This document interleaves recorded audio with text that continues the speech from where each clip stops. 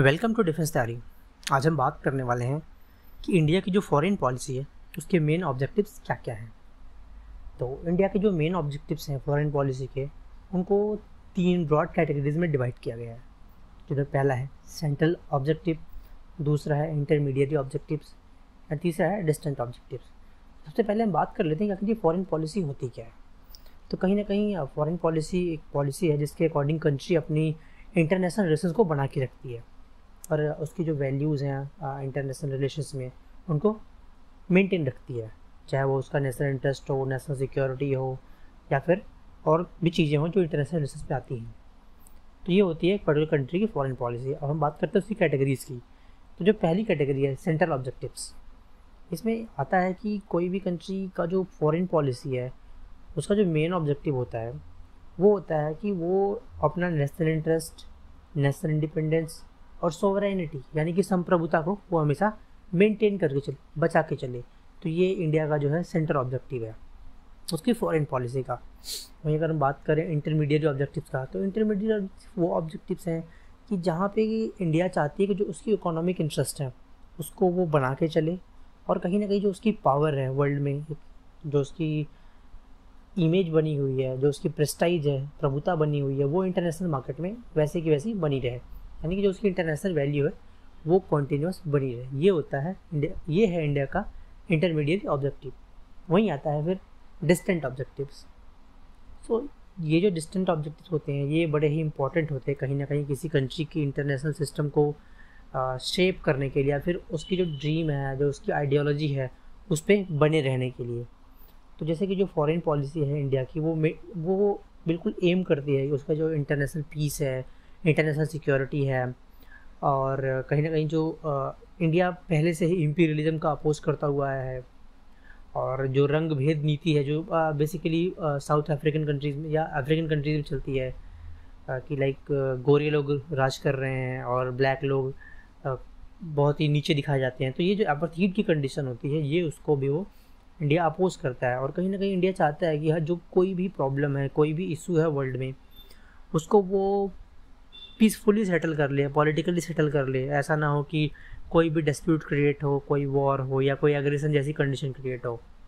तो इंडिया यही चाहता है और वो इंडिया एक और भी चीज़ अपनी फॉरेन पॉलिसी में इंक्लूड करता है, वो है पीसफुल को एग्जिस्टेंस, यानी कि कहीं ना कहीं सभी लोग एक दूसरे के साथ शांतिपूर्ण व्यवहार से रहें।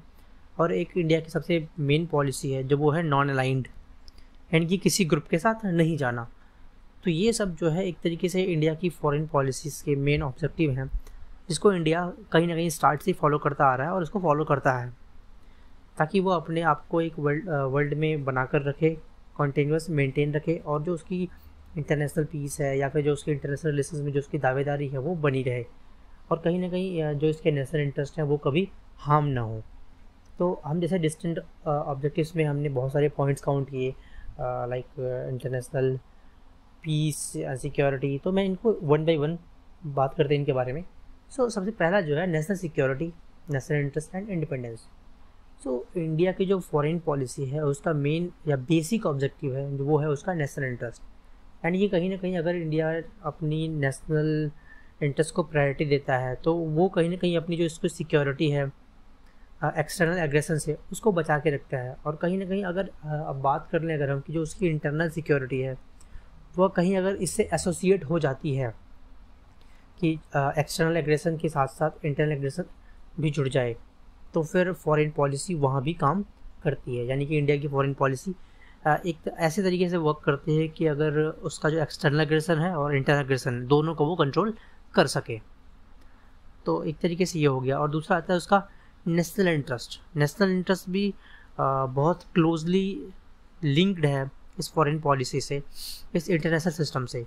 और अगर हम बात करें, अगर ये ही सिस्टम थोड़ा सा कॉम्प्लिकेटेड हो जाता है, थोड़ा सा इशूज़ क्रिएट करता है तो वो कहीं ना कहीं एक सिक्योरिटी के लिए या फिर डेवलपमेंट एक्टिविटीज़ के लिए इसका बुरा प्रभाव पड़ता है। यानी कि जो एक इंटरनेशनल सिस्टम है वो हमेशा अगर ईज़ में रहे, कॉम्प्लिकेटेड ना हो, तो सिक्योरिटी और डेवलपमेंट एक्टिविटीज़ मल्टीपल कंट्रीज़ के लिए बहुत ही आसानी से चलती रहेंगी, उनमें किसी को कोई प्रॉब्लम क्रिएट नहीं होगी। इसके बाद जो पॉइंट आता है हमारा वो है इकोनॉमिक डेवलपमेंट। इकोनॉमिक डेवलपमेंट की बात करें तो आज इंडिया एक बहुत ही तेज़ी से ग्रो करने वाली इकोनॉमी बन रहा है या बन गया है। और वहीं 1.3 बिलियन पीपल यहाँ पे रह रहे हैं, यानी कि पॉपुलेशन है हमारे इंडिया की।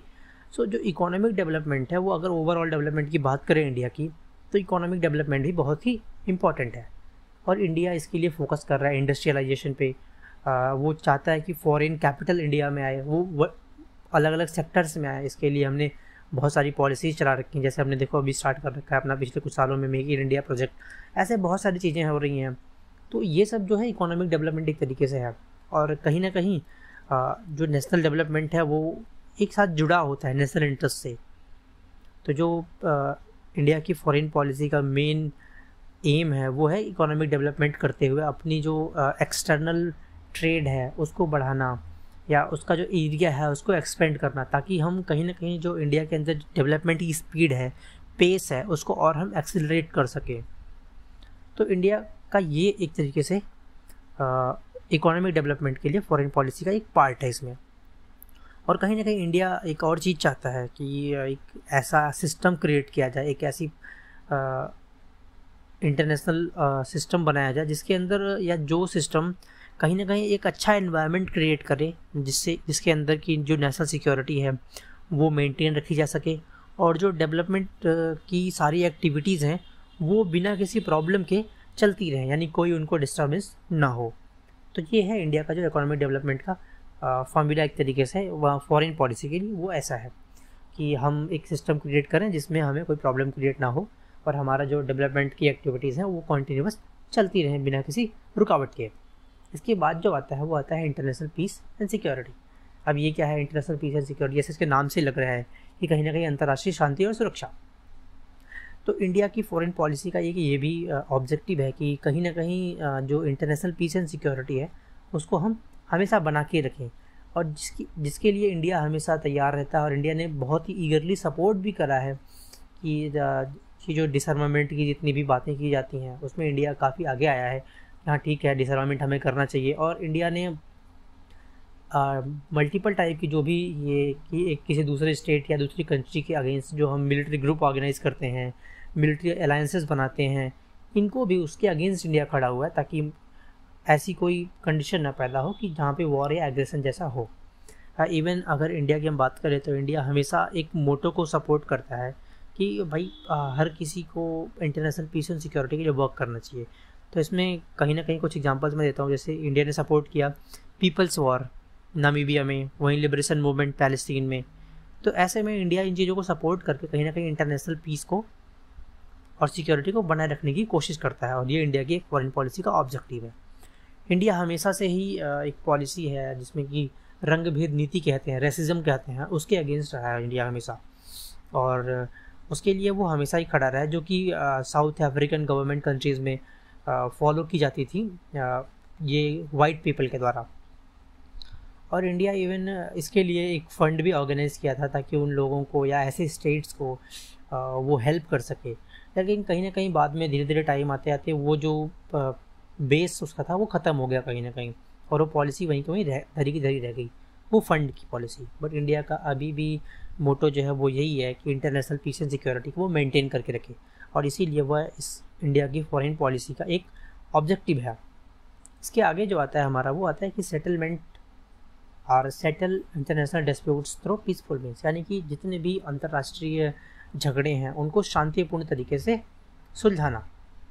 ये इंडिया का एक बहुत ही अच्छा मुझे लगता है कि ऑब्जेक्टिव है, जिसको कि कोई भी अगर डिस्प्यूट चल रहा हो, कोई भी एग्रेशन है, उनको पॉलिटिकली या फिर पीसफुली सेटल कर लेना। और इंडिया हमेशा इस चीज़ को पीसफुल तरीके से करने की कोशिश करता रहता है, और इसी वजह से इंडिया की जो फेथ है वो यूएन के द्वारा बनाई गई जो आइडियोलॉजी है, जो यूएन की पॉलिसीज़ हैं कि भाई शांतिपूर्ण तरीके से काम करना है, शांति बनाए रखना है, उसमें इंडिया की फेथ जो है वो बहुत ज़्यादा है।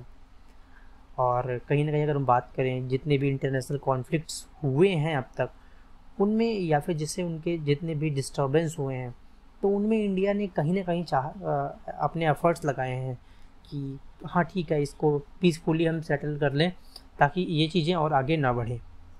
तो इंडिया का कहीं ना कहीं एक तरीके से हमेशा हाथ रहा है, और यूएन की जो पॉलिसीज़ हैं उनमें भरोसा रहा है ताकि वो इंटरनेशनल डिस्प्यूट जितने भी हैं उनको पीसफुली सेटल करवा सके। इसके बाद जो आता है वो आता है पीसफुल को एग्जिस्टेंस, यानी कि शांतिपूर्ण तरीके से रहें। अब इसमें क्या है कि इंडिया जो हमारे पहले प्राइम मिनिस्टर थे पंडित जवाहरलाल नेहरू, उन्होंने भी कहा था भाई कि अगर हम चाहते हैं कि पीसफुल एग्जिस्टेंस हो तो कहीं ना कहीं हमें को एग्जिस्टेंस के लिए को डिस्ट्रक्शन भी करना ही पड़ेगा, यानी ये दोनों एक दूसरे का अल्टरनेटिव है। और इसी वजह से इंडिया ने जो एक हमने बहुत ही फेमस पंचशील का सिद्धांत पढ़ा है, सुना है, उसको फॉलो करती है। और वो है कुछ ऐसे 5 हैं। तो पहला जो है वो म्यूचुअल रिस्पेक्ट का है कि हम किसी दूसरे जो स्टेट है, दूसरी कंट्री है, उसके जोग्राफिकल सॉलिडारिटी या फिर सॉवरेनिटी को हमेशा बना के रखेंगे, उसकी रेस्पेक्ट करेंगे। ऐसा नहीं है कि हम उसको ब्रेक करें या उसमें कुछ और चीज़ें करें। वहीं अगर बात करें हम इसका जो दूसरा आता है तो वो है कि म्यूचुअल एग्रीमेंट, यानी कि कहीं ना कहीं किसी दूसरे देश की जो इंटरनल अफेयर्स हैं, जो उसके आंतरिक मामले हैं, उनमें हम कोई भी हस्तक्षेप नहीं करेंगे। और तीसरा मेंटेनेंस ऑफ इक्वालिटी, यानी कहीं ना कहीं एकजुटता बनाकर रखेंगे, इक्वालिटी बना के रखेंगे। और उसके बाद चौथा जो है वो है कि प्रोवाइडिंग म्यूचुअल एडवांटेज, यानी कि कहीं ना कहीं एक दूसरे को हेल्प करते रहेंगे ताकि हम साथ साथ ग्रो कर सकें।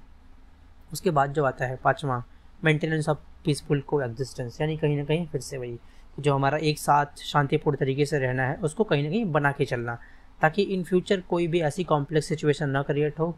जैसे कि वर्ल्ड बहुत कॉम्प्लेक्स हो चला है ऑलरेडी, लेकिन लोगों की जो फेथ है पीसफुल को एग्जिस्ट के अंदर वो बनी रहे, इसके लिए इंडिया वर्क करता है। तो जो इंडिया का सिद्धांत है पंचशील का, वो बहुत ही अच्छा है और कहीं ना कहीं ये इंटरनेशनल पीस को बढ़ावा देता है और पीसफुल को एग्जिस्टेंस को वो बना के रखता है। इसके बाद जो इंडिया की बहुत ही बड़ी पॉलिसी आती है, जब वर्ल्ड 2 टुकड़ों में बट गया था, यूएसए और यूएसएसआर के बीच में एक कोल्ड वॉर चल रही थी, कहीं ना कहीं 2 हिस्सों में बटा हुआ था। तो उस टाइम पे भी इंडिया ने एक अपनी मुहिम चलाई कि हम किसी ग्रुप के साथ नहीं जाएंगे, नॉन अलाइनमेंट पॉलिसी। यानी कि जब कैपिटलिस्ट और वहीं पे जो दूसरा था सोशलिस्ट ब्लॉक के बीच में एक इशू चल रहा था, तो इंडिया ने डिसाइड किया कि वो किसी भी ग्रुप के साथ नहीं जाएगा।